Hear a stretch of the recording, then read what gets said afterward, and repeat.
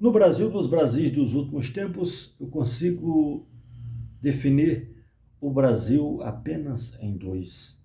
Tivemos o Brasil do governo anterior, o Brasil do dissabor, do desamor, do desrespeito, da falta de humanismo, da falta de humanidade, durante o tenebroso governo corrupto, pascácio, mesquinho e ladrão do ex-presidente da República, Jair Messias Bolsonaro.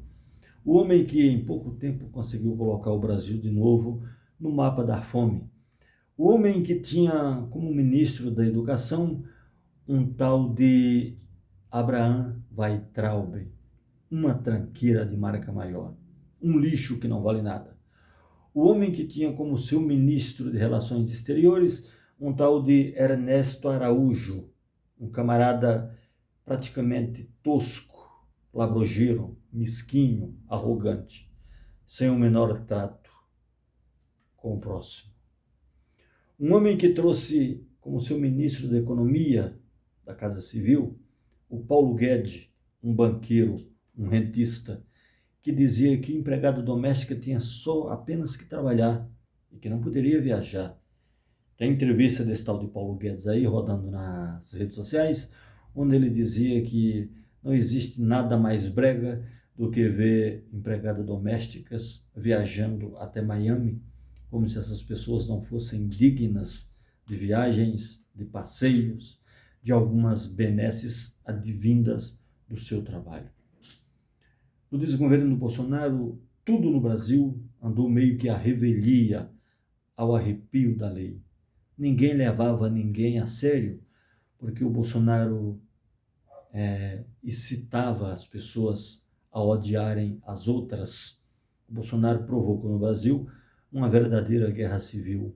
E o que é guerra civil, Helena? Se você me perguntar, guerra civil se dá quando uma pessoa fere a outra, maltrata a outra, a troco de nada, mata a outra, a troco de nada. Guerra civil nada mais é do que uma pessoa civil atirando na outra sem que haja o menor cabimento em atos praticados.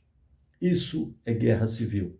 Bolsonaro dissemina ódio em todo o seu desgoverno. Agora temos um Brasil mais coerente, mais consistente, mais responsável no governo do presidente Lula, onde o presidente Lula em pouco tempo conseguiu tirar o Brasil do mapa da fome, onde a educação e a saúde voltou a ser respeitado no Brasil, onde as Forças Armadas reconhecem e estão no seu devido lugar, diferentemente do outro, do inelegível, que durante todo o seu desgoverno as Forças Armadas só falavam em dar golpe de Estado. Tanto é que no desgoverno do outro, do inelegível, do coisa ruim, ele, em Brasília e por todo o Brasil, em vários gabinetes, chegou à soma de 13 mil militares ocupando cargos de confiança. Não à toa, o inelegível, o Bozo, o coisa ruim, o macaco Tião, foi condenado a 27 anos de prisão e 3 meses. E muitos generais golpistas, muitos das Forças Armadas estão encalacrados graças ao governo do Bolsonaro, se é que pode chamar aquilo de desgoverno. Como ministro da Saúde do outro, tinha um tal de Pansuelo, Pansudo, na época da pandemia, mas 2 ministros passaram por lá e não ficaram porque os que eram da área da saúde, o Nelson Tait e o Mandetta, esses sabiam e não ficaram porque quando a pandemia chegou, matando muita gente no Brasil, o Bolsonaro, com seus arrogos, fez com que essas pessoas não ficassem, trazendo para gestor de saúde o Pansuelo, o Eduardo Pazuello, que eu chamo de Pansuelo, que sabia muito de logística, mas de saúde não sabia nada. E por fim, ele trouxe aquele médico bem brega, bem esquisito, um tal de Marcelo Queiroga, que ficou até o final dos dias do desgoverno do Bolsonaro. Mas aí não adiantava fazer mais nada, porque já havia morrido 700 mil pessoas durante a pandemia. Eu estou falando a caráter da pandemia, mas há uma subnotificação. Acredito que as mortes que envolveram a pandemia passam de 5 milhões. Há quem diga que passa de 5 milhões de mortes no Brasil, porque os hospitais lotados na época da Covid, com pacientes acometidos pela Covid-19, e chegavam outras pessoas com outras doenças, com outros problemas a serem resolvidos, e acabavam morrendo também, porque faltava leito em hospitais, faltava atendimento. E esse é um ponto que eu não vou te deixar esquecer.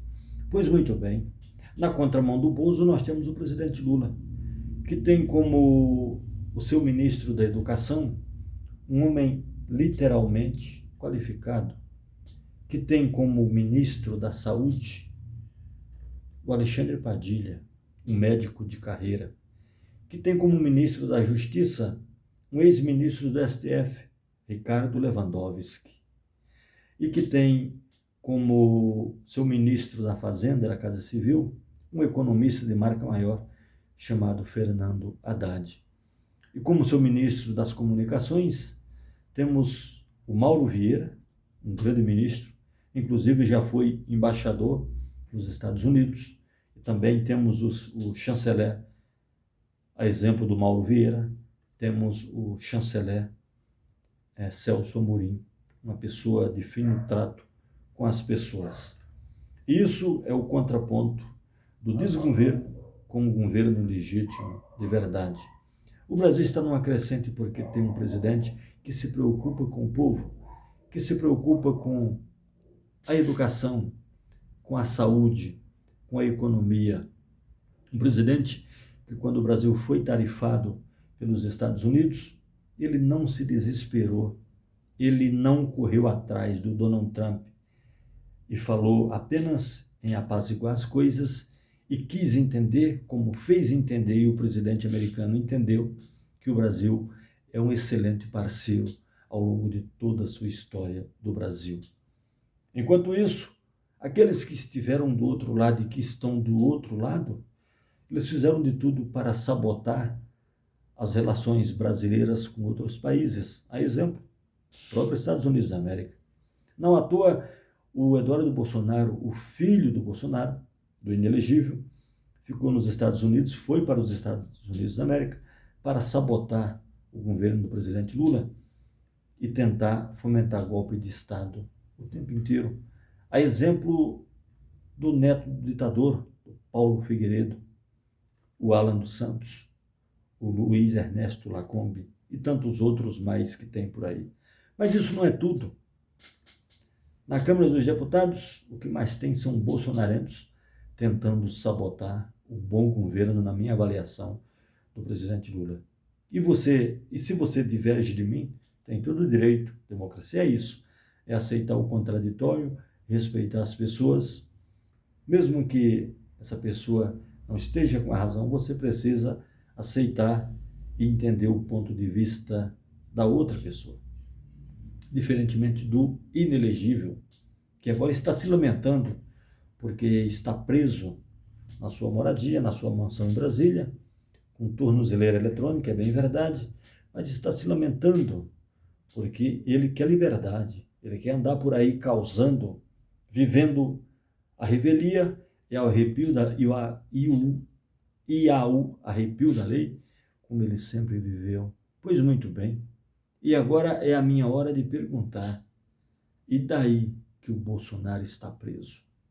Eu não sou carcereiro, é o mesmo que ele falava na época da pandemia, quando alguém perguntava para ele, presidente, você vai comprar vacina?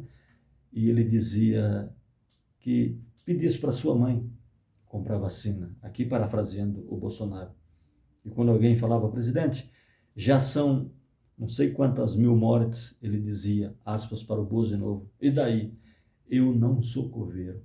Então hoje, como um cidadão comum que sou, e além de tudo sou comunista, é a minha vez de falar.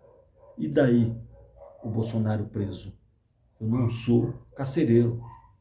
Eu quero que ele se dane, que ele pague por todos os crimes que ele cometeu. De um lado, tivemos um presidente inexpressivo, uma excrescência moral. Do outro lado, nós temos o bom governo do presidente Lula, que é bem avaliado por todo mundo. Mas, para além de todo mundo, o Brasil é soberano, o Brasil tem um grande presidente e o Brasil está nadando de braçada e eu estou feliz da vida. Fazendo esse contraponto aqui, trazendo o que eu entendo que o Brasil dos Brasis, nos últimos anos, apenas se tornou dois Brasis. O Brasil do desgoverno do Bolsonaro e o Brasil que está no caminho certo, conduzido pelo presidente Lula e por toda a sua boa equipe do governo, de governo. Eu sou Heleno Coelho e você está no Brasil de Plantão. Se inscreva no canal, curta, compartilhe os nossos vídeos. Grande abraço e a gente volta sem anistia para golpista. Valeu!